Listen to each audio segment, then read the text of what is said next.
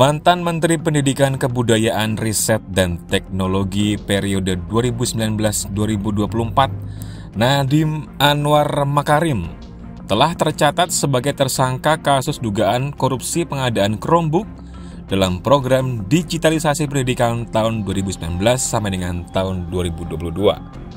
Keputusan Nadiem ditetapkan sebagai tersangka diambil setelah Kejagung memeriksa 120 orang saksi dan 4 orang ahli dalam kasus tersebut. Dari perkara itu, negara jadi merugi sebesar 1,9 triliun rupiah.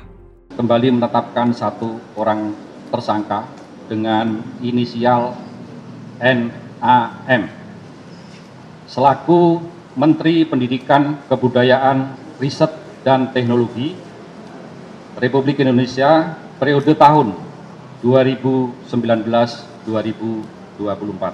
Tersangka NAM akan dilakukan penahanan di rutan selama 20 hari ke depan.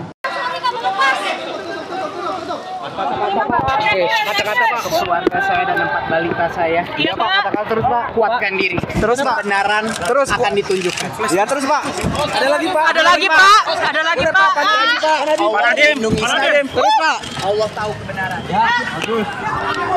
Nadiem disangkakan pasal 2 ayat 1 atau pasal 3 junto pasal 18 Undang-Undang Pemberantasan Korupsi, Tindak Pidana Korupsi, junto pasal 55 ayat ke-1 KUHP. Sebelum menjadi tersangka, Kejagung sudah 2 kali memeriksa Nadiem sebagai saksi. Yang pertama, pada tanggal 23 Juni 2025, dan yang kedua, 15 Juli 2025. Kasus Nadiem berawal saat ia masih jadi menteri.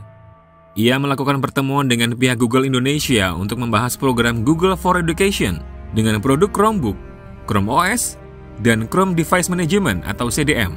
Dari pertemuan-pertemuan yang sudah dilakukan, maka disetujuilah pengadaan perangkat teknologi informasi dan komunikasi untuk Kemendikbudristek menggunakan Chromebook.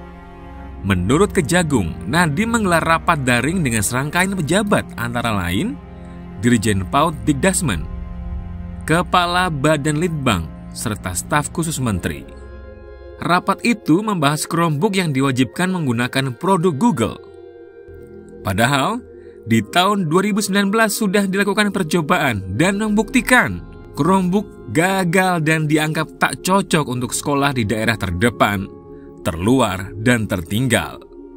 Walaupun sudah begitu, Nadiem tetap mantap memberikan perintah untuk tetap memakai Chrome OS.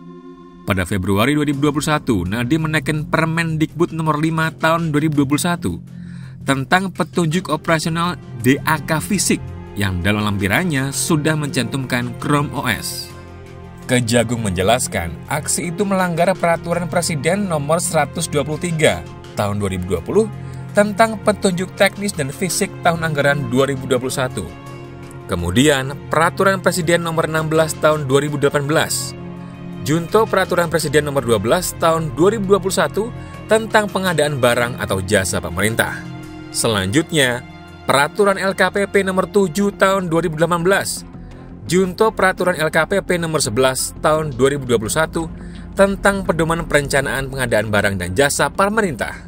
Dari pengadaan ini, negara diperkirakan mengalami kerugian sebesar 1,98 triliun. Jumlah itu masih dalam proses perhitungan oleh Badan Pengawasan Keuangan dan Pembangunan atau BPKP.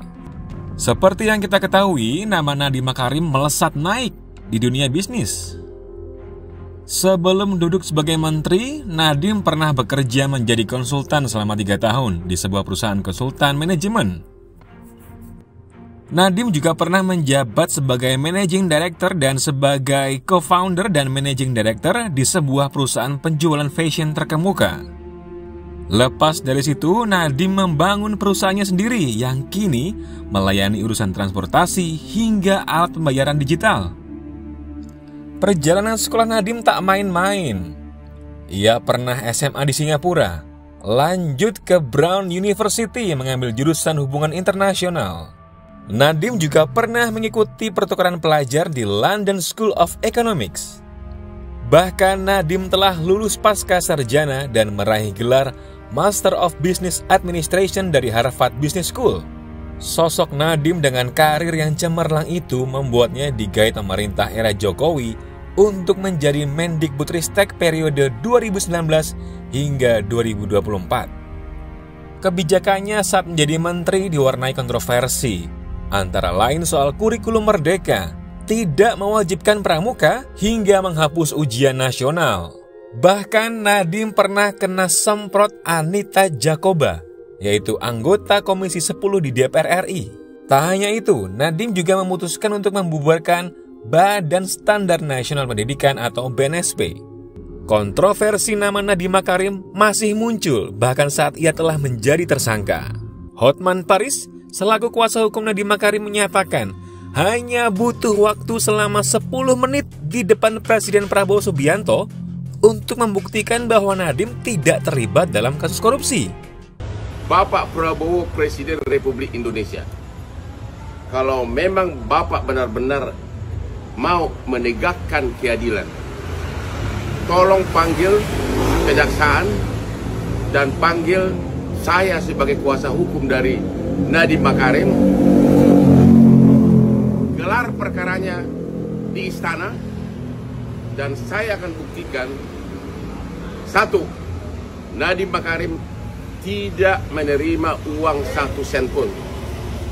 2. Tidak ada markup dalam pengadaan laptop. 3. Tidak ada yang diperkaya. Sekali lagi, saya hanya membutuhkan 10 menit untuk membuktikan itu di depan Bapak Prabowo, Presiden Republik Indonesia, yang pernah jadi klien saya 25 tahun. Seluruh rakyat Indonesia ingin agar benar-benar hukum ditegakkan, dan inilah saatnya saya akan membuktikan bahwa Nadiem Makarim tidak melakukan tindak pidana korupsi. Tapi kenapa dia ditahan? Kenapa dia ditahan? Tolong perkaranya pertama kali digelar di istana. Salam dari Hotman Paris yang pernah memberikan bantuan hukum kepada Bapak 25 tahun tanpa noda 1 titik pun. Terima kasih Bapak Presiden. Pernyataan itu mendapatkan tanggapan dari pihak Kejaksaan Agung. Kejagung menyatakan bahwa biarkan saja proses hukum berjalan sesuai dengan ketentuan.